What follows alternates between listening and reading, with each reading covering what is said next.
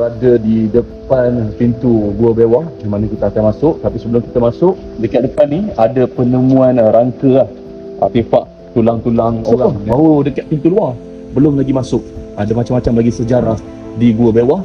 Tunggu apa lagi? Jom kita explore. Air-air yang keluar daripada Gunung Bewah ni sangat-sangat gelap. Kalau anda nak datang ke Gua Bewah ni, anda disarankan untuk bawa torchlight lah. Pintu. Ada pintu Labah-labah yang besar. Ini yang lebih dekat lah. Okay. Wush. Ini adalah kolam yang terbentuk.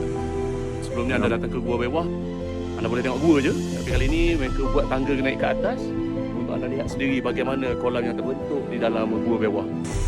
Okey lawa. Ini adalah tempat yang ahli arkeologi gali, kaji dan telah pun berjaya menemui beberapa bukti artefak yang wujud di dalam Gua Bewah. Ini batu-batu yang berkilat. Bukti terbentuknya lautan di Gua Bewah adalah dengan penemuan siput bivalvia, kerang kepang. Kita jumpa karang cephalopod yang ini sotong moyang dia, dan rangka-rangka ini semua ditemui di Gua Bewah. Jadi itu saja eksplorasi kita di Gua Bewah. Kemana pula kita selepas ini, korang komen dekat bawah.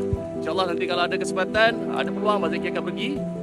Ingat, apa-apa pun kita explore kau-kau.